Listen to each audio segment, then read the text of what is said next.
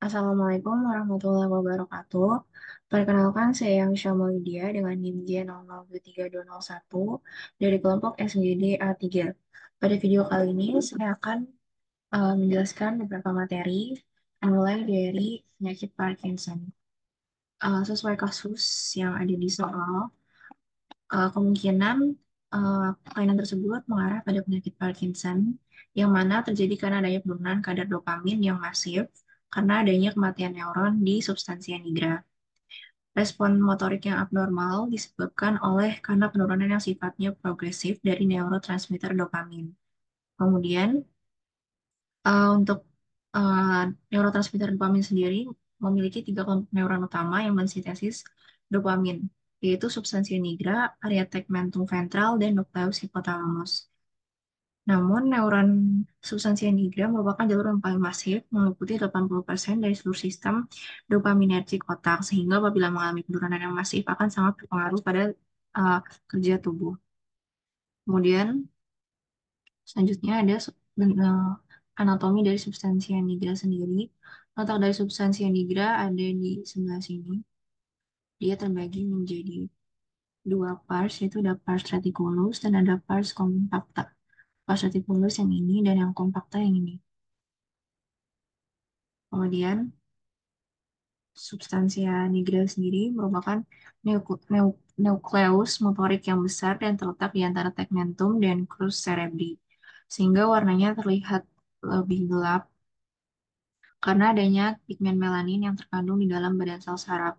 Substansia nigra ini sendiri merupakan komponen penting dalam sistem motorik ekstrapiramidal dan punya hubungan dengan ganglia basalis.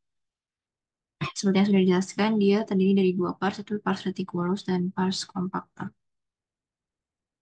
Selanjutnya, saya akan menjelaskan mengenai pons, medula oblongata, dan cerebellum. Yang pertama, ini mulai dari pons. Untuk letak pons sendiri, ada ini yang sudah ditandai. Pons ada di sebelah sini.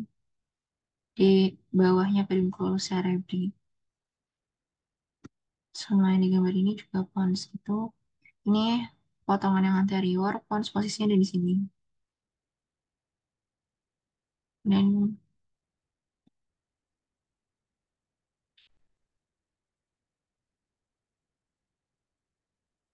untuk pons sendiri, dia disebut juga sebagai pons Faroli, yaitu jembatan Farolius. Untuk anatomi pons ini, yang ini pons.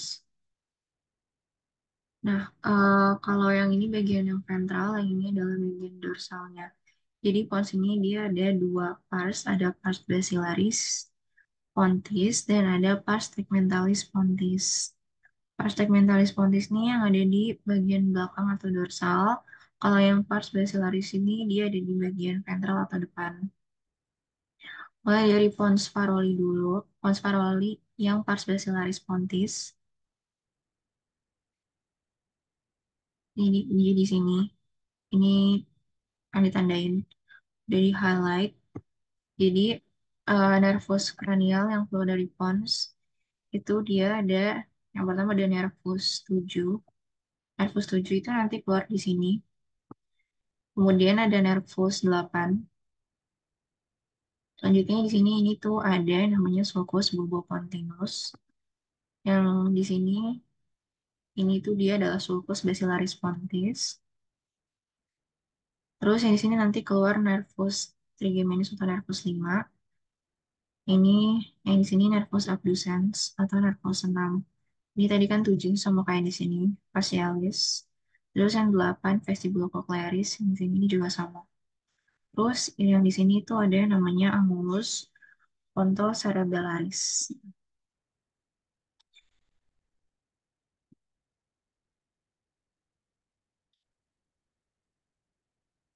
Nah, untuk yang keluar dari pons tadi itu kan ada nervus berurutan nervus 5, nervus 6, nervus 7, dan nervus 8.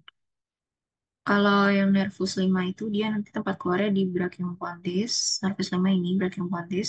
Terus nervus 6 itu nanti dia keluarnya di sulcus bulbopontinus. Nervus 7 keluarnya di angulus. Nervus 7 sama nervus 8 tempat keluarnya sama di angulus cerebellopontinus.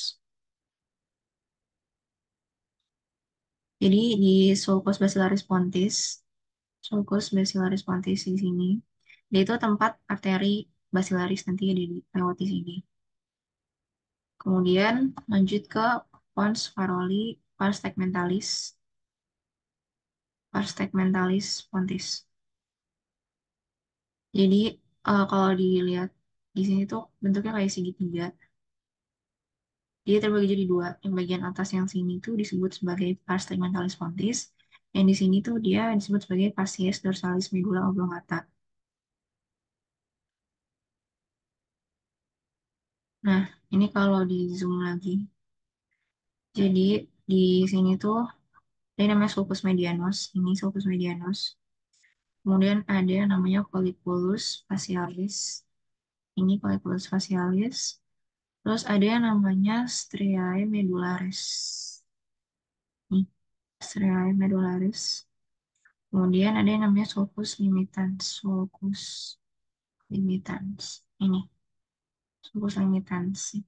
Itu bagian dari pons yang bagian pars tegmentalis pontis. Terus buat nervus cranialisnya, di sini yang sesuai ada di sini aja. Di sini nanti juga dilewatin sama nervus cranialis. Lanjut ke penjelasan dari medula oblongata. Jadi medula oblongata atau mielencephalon, yaitu terbagi di dua aspek. Ada aspek interna dan ada aspek eksterna.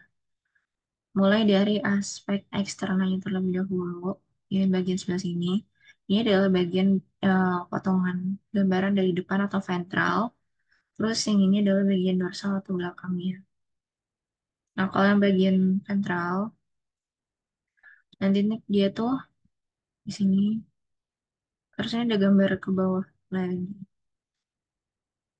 Jadi ini kan ada oliva. Terus juga nanti kan di sini tuh ada tempat keluar nervus 7 tadi kan di sini.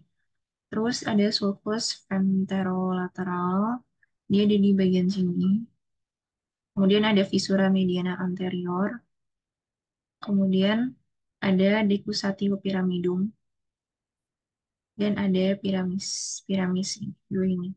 Dan di antara piramis ini ada yang namanya visura mediana anterior.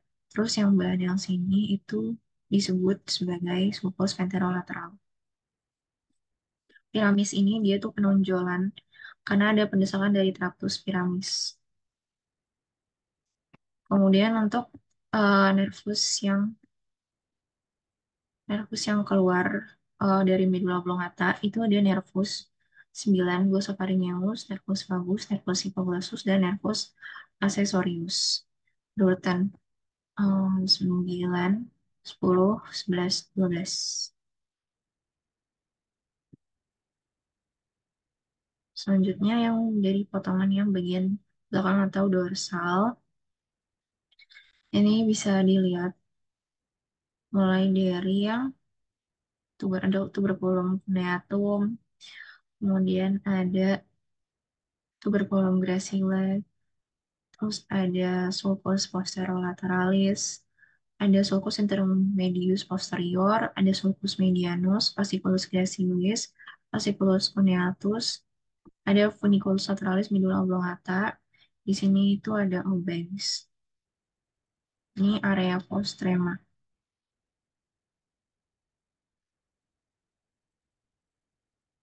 Kemudian untuk yang lanjut ke aspek internanya, jadi aspek internanya itu ada yang namanya kompleks nuklear olivarius. Ini gambaran untuk yang aspek internanya secara luas. Jadi ada yang namanya nukleus. Ini namanya nukleus ambiguus, itu untuk motorik.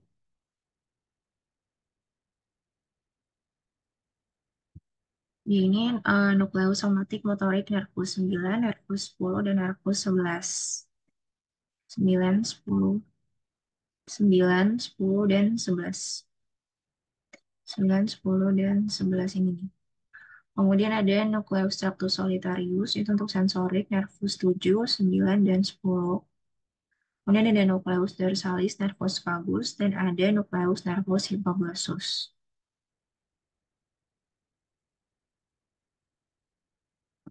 Kemudian lanjut ke anatomi dari cerebellum. Jadi cerebellum ini dia punya tiga regio, ada archicerebellum, paleocerebellum, dan ada neocerebellum. Dan masing-masing punya fungsi yang berbeda. Untuk yang archicerebellum, contohnya dia untuk mempertahankan orientasi dalam ruangan. Kemudian untuk yang paleocerebellum, dia untuk mengendalikan otot-otot gravitasi pada tubuh. Dan neocerebellum, dia ini untuk menghentikan gerakan di bawah kemauan seseorang. Ini untuk gambaran dari cerebellum sendiri. Jadi bagian dari cerebellum, yang pertama itu kan ada archicerebellum. Archicerebellum ini dia ada di lobus floculonodularis dan lingua. Nah, di ini ada yang namanya mengandung nukleus fastigius, fungsinya untuk keseimbangan. Nah, ini yang pertama ini ada gambarannya dulu dari cerebellum. Ini permukaan superiornya, ini inferior, dan ini kalau misalnya dipotong. Nah, yang kedua itu kan ada yang namanya, nah ini lobus flu, floculonodularis ini dia ada mengandung nukleus fastigius untuk keseimbangan. Kemudian ada yang kedua itu ada regio paleocerebellum.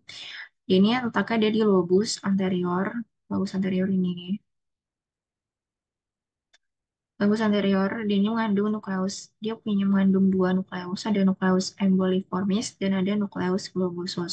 Dua-duanya fungsinya untuk tonus otot. Kemudian yang ketiga itu ada neocerebellum. Dia ini ada di lobus posterior. Yang paling besar ini lobus posterior yang warna hijau.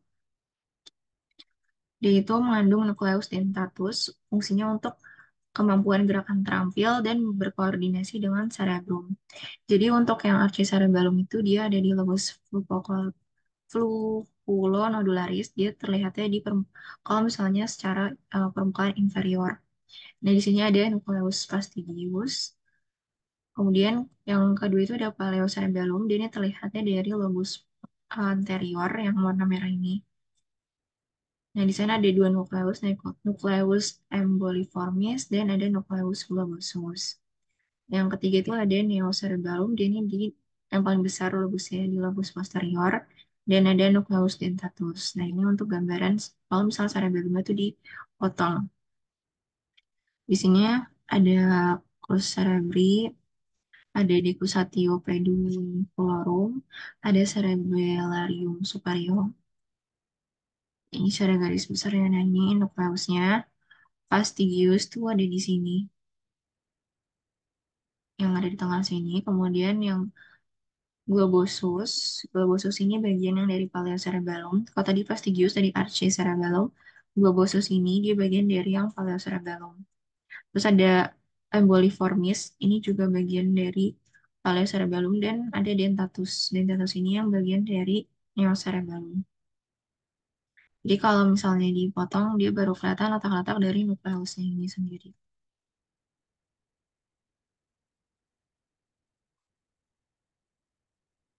Baik, sekiranya sekian penjelasan dari saya. Kurang lebihnya mohon maaf. Assalamualaikum warahmatullahi wabarakatuh.